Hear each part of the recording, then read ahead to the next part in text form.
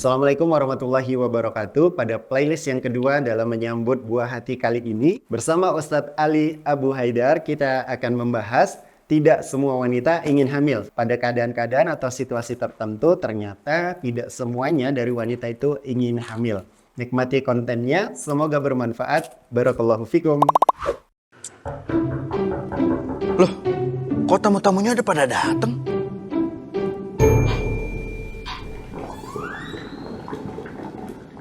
Aduh.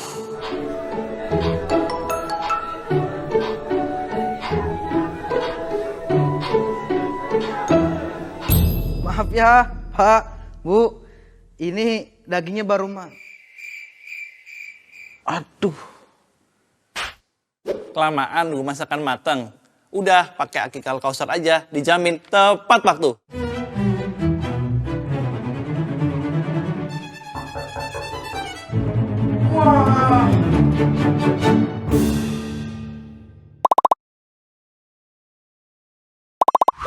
Assalamualaikum warahmatullahi wabarakatuh. Waalaikumsalam warahmatullahi Apa wabarakatuh. kabar? Sehat Ustaz? Alhamdulillah sehat. Kami sangat enjoy dengan kenikmatan yang Allah berikan. Kami masih tenggelam di sana.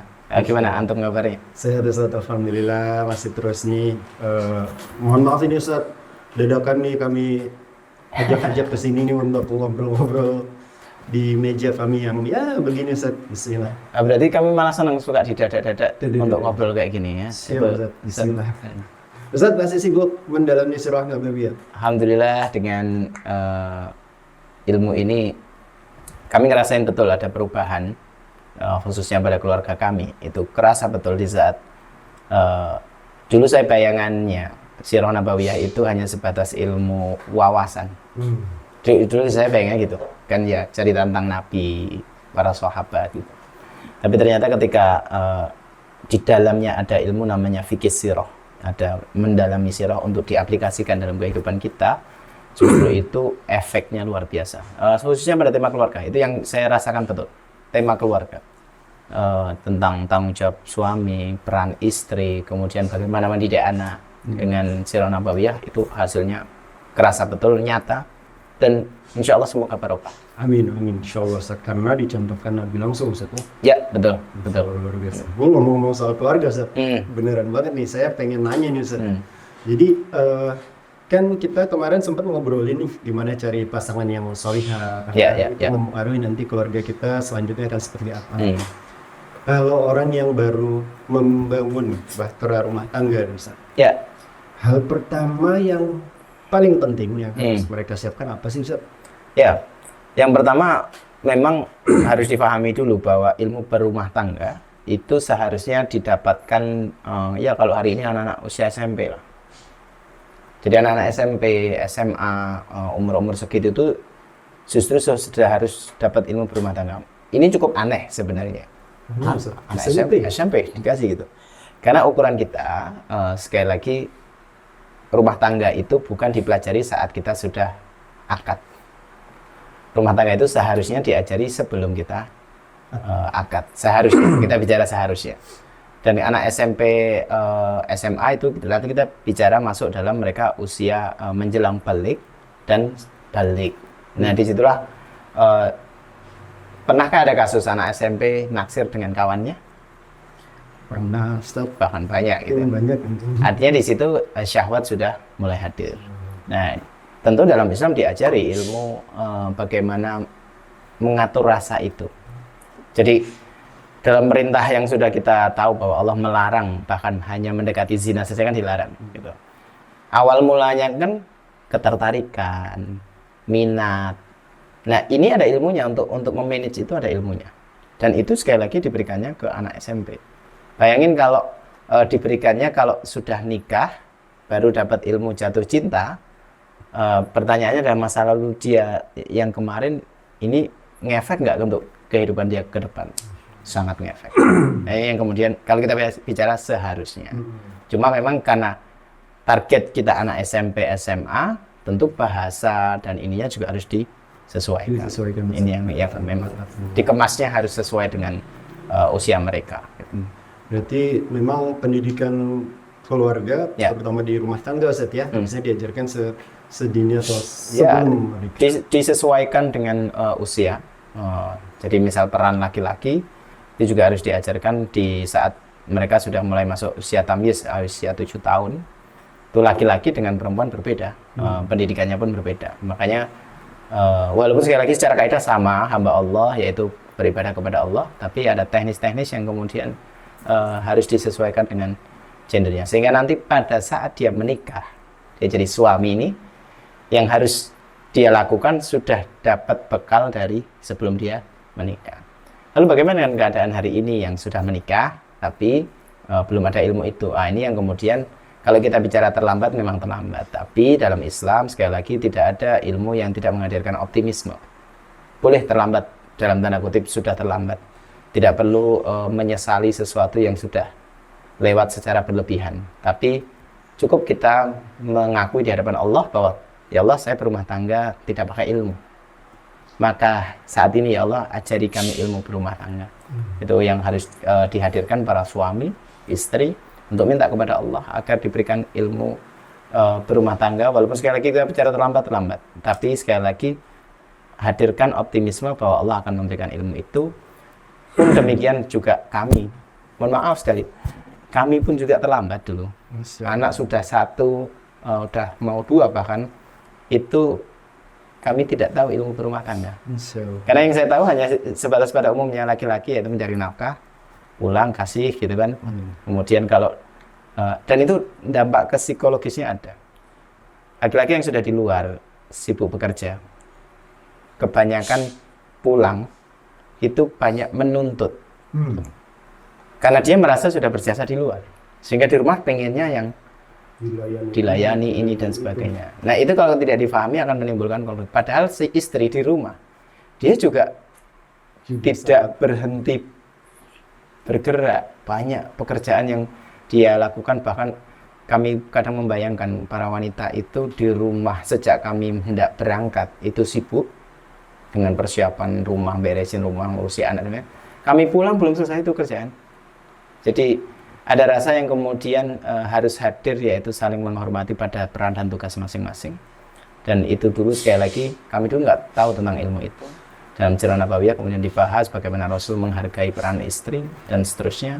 Itu menjadi panduan. Panduan Ustaz, Masya Allah. Balik lagi nih Ustaz seputar keluarga baru Ustaz ya. Keluarga baru, beginner Ustaz ya. Jadi itu tadi Ustaz, wawasan, pengetahuan dan ilmu tentang rumah tangga kita harus dimiliki sejak jauh hari sebelum menikah. Bahkan ketika sudah menikah, nggak sedikit keluarga yang ngeblank Ustaz. Ya. Mau dibawa kemana nih keluarga saya? Betul. Stop in this question. Itu berat Ustaz. Beratnya gini, antum naik kapal, nahkodanya nggak tahu mau kemana. Antum di dalam kapal yang nahkodanya tidak tahu mau kemana.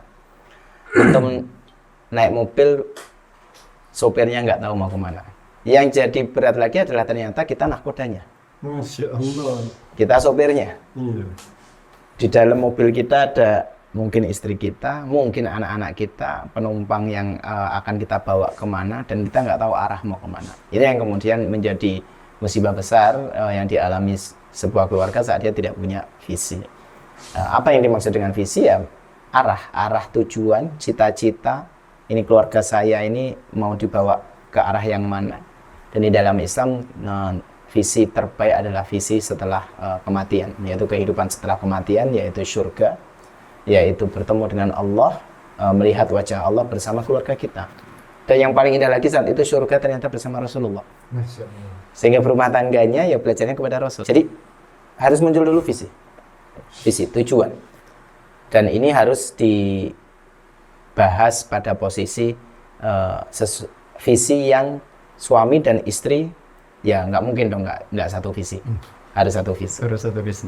Maka bicaranya harus akhirat. Karena di kendaraan yang sama nih Ustaz ya. Ya, harus visinya harus bareng. Kalau beda visi kan ntar belok-belok. Betul.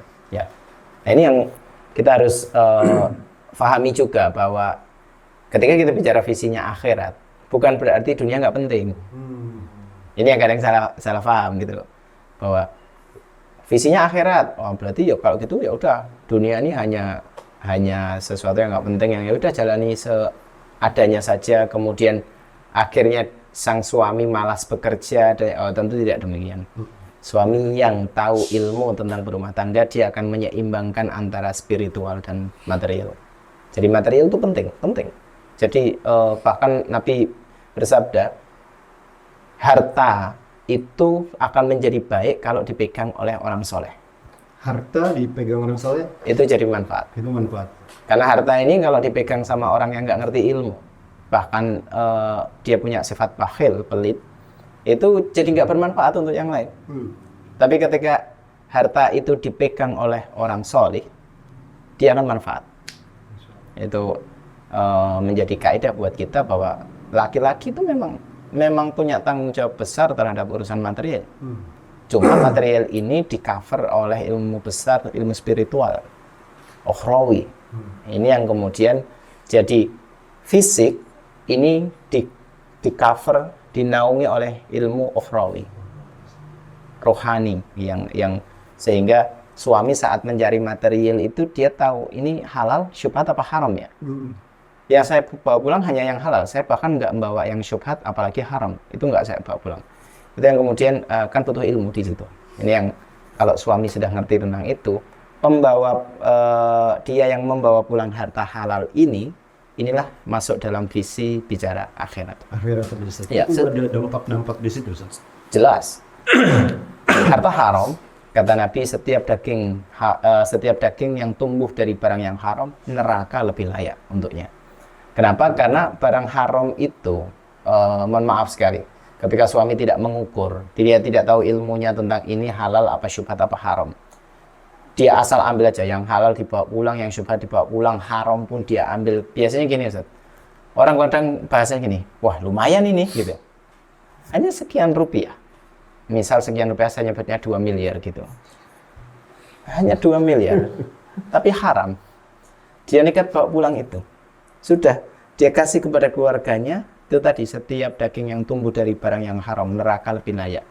Masalahnya bukan hanya sekedar 2 miliar ini membawa ke neraka, itu jelas kalau itu. Cuma masalahnya pas dikasih, itu ada dampak di keluarga. Di keluarga itu Ustaz. Konflik, mudah sekali konflik. Jadi kalau rumah tangga ada konflik itu wajar. Tapi ketika rumah tangga kok langganannya bukan koran, tapi langganannya konflik. Nah, itu ada kayak di situ. masalah. Nanti efek lanjutnya adalah anak. Anak itu menjadi sulit dididik ilmu Islam karena tubuhnya, hatinya, jiwanya, ukhrawinya tertutup oleh barang-barang haram tadi. Jadi kesolehan suami tadi memilah-milah mana yang halal dan haram demi visi ngumpul di akhirat, sampai kemudian dia benar-benar hanya halal yang saya bawa pulang. Efeknya istri mudah dididik, anak mudah dididik, bahkan visi untuk kumpul di surga insya Allah realisasikan. Masya Allah. Itu tadi ternyata pentingnya punya visi akhirat, karena Ya, itu menentukan bagaimana keluarga ini nanti akan Arahnya berjalan. kemana. Ya, betul. Kemana, bahkan apa yang mereka makan juga itu juga Betul. kita sangat diperhatikan Ustaz ya. Ya. Tapi ada ini Ustaz, misalkan pandangan di masyarakat, wah visi akhirat, tuh sebelah tuh, mohon maaf ya orang-orang, saudara kita dari orang kafir Ustaz. Ya. Mereka nggak punya visi akhirat ya. Lebih kaya, fasilitas halal haram masuk saja. Betul, ya. Keluarganya bahagia sentosa. Ya. Itu bagaimana Ustaz? Ya. Kita menjelaskan ke umat Ustaz. Cara pandang ini yang harus kita lihat, bahwa ketika kita melihat fasilitas orang-orang yang Allah berikan fasilitas dahsyat tadi, katakanlah, kita ngukurnya itu kan kadang pakai syahwat, bukan pakai ilmu. Dia punya rumah, punya mobil, punya bisnis lancar, sukses, kaya raya, katakanlah. Kita juga kepingin. Wajar ini syahwat kepingin itu wajar.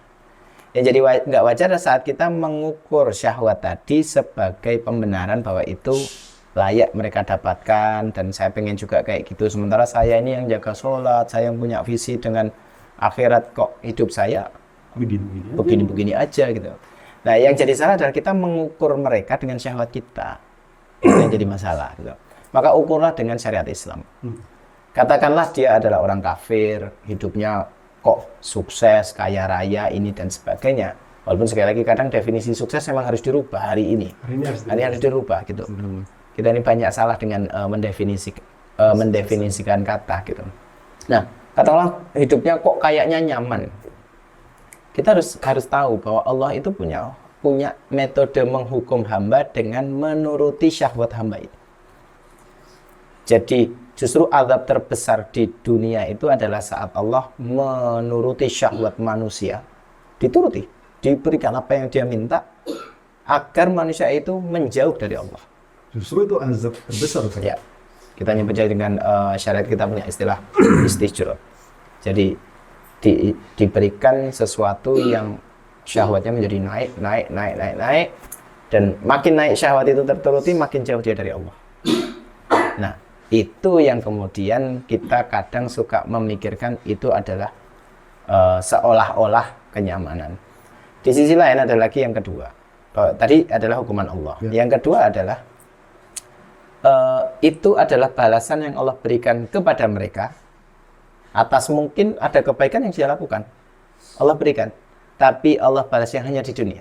Hanya di dunia saja. Ya, karena mereka tidak punya visi akhirat. Sementara kita mungkin dalam tanda kutip kepengen kayak mereka.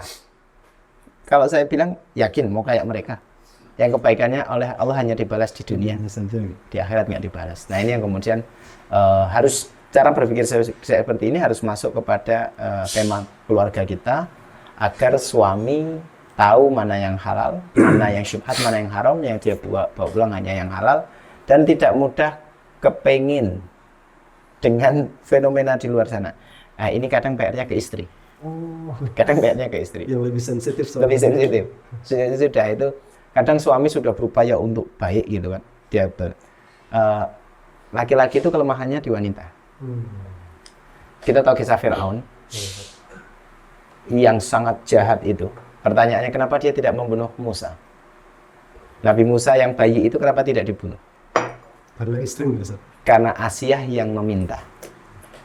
Tuh laki-laki yang kejam itu dibisiki istrinya untuk jangan bunuh Musa, luluh juga dia. Nah, kita lihat sekarang pada suami yang muslim, yang menjaga iman, menjaga ilmunya. Kadang ada godaan justru dari pasangan saat istri kemudian juga pengen yang seperti ini, pengen yang seperti itu. Di sisi lain kita pengen bilang bahwa ayolah jaga syariat ini, tapi kita dakwah dengan istri kita ini juga harus dengan metode, dengan ilmu, dengan kelemah lembutan, dengan kasih sayang. Nah, ini yang kemudian ternyata di dalam internal kita saja itu sudah punya banyak tantangan di dalam. Berarti gini ya, Ustaz. Kita tugas soal visi, Ustaz, soal visi keluarga kita itu tidak hanya ruwet gimana mikirin visinya, tapi juga penyerapan di internal keluarga itu. Betul. Karena perbaikan harus dari internal dulu. Harus dari internal dulu. Ini mohon maaf sekali, dunia dakwah yang hari ini sudah sangat luas dilakukan oleh banyak muslimin, yang menjadi PR saat kemudian kita dakwah di luar menyampaikan kebaikan-kebaikan, ternyata di rumah sendiri kebaikan itu bahkan tidak bukan hanya menular, tidak terfondasikan di keluarga kita, tapi kita di luar sepertinya menyampaikan kebaikan. Justru kalau kita belajar dari Sirah Nabawiyah, ada urutan yang Nabi itu mendakwai istrinya terlebih dahulu, kemudian anak-anaknya, kemudian dua anak asuh beliau yaitu Ali bin Abi Thalib dan Zaid bin Harithah, itu koridornya masih di dalam rumahnya. Baru habis itu ke Abu Bakar. Masya Allah. Gitu. Jadi ada urutan yang harus kita pahami bahwa perbaiki dulu urusan rumah tangga kita, kaidah ilmu dan sebagainya. Itu sebabnya para laki-laki itu diwajibkan sholat Jumat. Ya, supaya sholat Jumat itu ilmunya bisa dibagi kepada keluarganya dan dari sholat itu. Ya, bisa sepulang dari sholat secara teknis ya. Bisa misal kemudian besoknya, tapi paling tidak di dalam syariat kita ada halakoh di dalam rumah tangga itu paling tidak sepekan sekali, paling tidak. Ya. Kalau itu saja sudah tidak ada, sudah itu qawamahnya suami hilang. Bahkan mungkin ya minimal goncang lah gitu. Itu agar istri kita terdidik dengan pola memahami bahwa kami diwajibkan Jumatan ini karena Jumatan kan tidak sah kalau tidak ada wasiat takwa. Maka wasiat takwa itulah yang kemudian kita bawa pulang untuk kita ajarkan kepada keluarga. Itu secara teknisnya. Tapi kadang-kadang ini Ustaz, nggak sedikit dong Ustaz, suami yang kemudian minder karena istrinya lebih paham agama. Ya, betul. Dia kemudian minder untuk melakukan itu Ustaz. Ya, satu hal yang sekali lagi harus dipahami bahwa kita lahir laki-laki itu Allah sudah kasih bekal kita untuk bisa memahami agama ini lebih kuat daripada para perempuan. Pahami dulu ini. Sehingga saat kita punya istri yang mungkin secara bahkan riwayat pendidikannya mungkin dia dari keluarga Pak Kiai, dia ada santri dan sebagainya misalkan, ini tetap tidak diperkenankan laki-laki muncul minder itu. Kenapa? Anda punya senjata untuk bisa nanti bergerak menuju lebih daripada istri Anda. Itu ada. Artinya gini, keminderan itu harus kita segera tutup karena memang tanggung jawabnya ada di saya. Dan suami jangan merasa bahwa istri saya sudah lebih paham agama kok, jadi nggak perlu saya didik. Jadi diabaikan Saya saja. diabaikan. Oh, itu bahaya. Karena istri kita juga punya syahwat. Nah, syahwat tadi itu kalau nggak terkontrol, itu yang rusak ilmu. Syahwat itu kalau dituruti, itu tadi, dituruti oleh Allah syahwatnya, kan dia akan menjauh dari Allah. Nah, ilmu jadi nggak nyandar di sini. Dan itu berbahaya Ustaz ya. Oh, sangat berbahaya. Suami tidak Itu rumah. sangat berbahaya. Masya Allah. Baik Ustaz. Hmm. Kalau gitu boleh dong Ustaz tipsnya nih Ya. untuk suami-suami yang mungkin masih kurang pede nih Ustaz untuk dakwah di internal board ya Ustaz. Ya, ini tips teknis banget. Antum catat setiap kajian Jumat. Jadi apa pesan dari khotib di setiap sholat Jumat kita itu, catat dulu, simpan dulu catatan itu untuk jadi materi kita ke istri. Jangan diabaikan. Kecuali antum punya jadwal kajian, berarti antum Jumatan dapat jadwal kajian dapat, itu dapat materi yang inilah yang akan saya ajarkan ke istri saya. Sekali lagi, kalau istri antum ternyata lebih soleh, lebih soleha, lebih ngerti agama, katakanlah, bukankah itu memudahkan kita untuk ngajar, ya kan? Tapi kalau ternyata istri Anda, katakanlah awam, lebih awam daripada Anda, bukankah itu juga kebaikan? Nah, artinya kumpulkan tadi metode ilmu-ilmu dalam Jumatan, minimal ini saya bilang paling minim Jumatan. Kalau nggak punya kajian dalam kesibukan kerjanya, alasannya katanya kerja sampai nggak sempat ngaji, Untuk bentuknya Jumatan. Jumatan itu. Kalau Jumatan saja masih luput, masih lewat, ya saya bilang Anda bukan laki-laki. Masya Allah. Jadi laki-laki yang qawamah adalah laki-laki yang punya ilmu, dan ilmu itu sekali lagi minimal didapatkan dari sholat Jumat. Ada wasiat takwa di situ, yang itu diberikan kepada istri demi menjaga visi kita urusan akhirat. Itu yang dibawa pulang. Baik Ustaz, laki-laki yang punya qawamah adalah laki-laki yang mencari ilmu kemudian membedakannya atau yang menyebarkannya ke internal board. Betul. Baik. Iya. Ustaz Ali, terima kasih banyak. Sama-sama, Kunjungannya, Masya Allah. nasihatnya, mudah-mudahan manfaat semua untuk Al-Kausarian sekalian. Amin, amin, amin. Kalau Ustaz, nanti kita ketemu lagi Ustaz di pertemuan selanjutnya. Insya Allah. Ustaz, semoga dilancarkan. Amin, amin. Baik Ustaz, kita sudahi. Billahi taufiq wal hidayah. Assalamualaikum warahmatullahi wabarakatuh. Waalaikumsalam warahmatullahi wabarakatuh.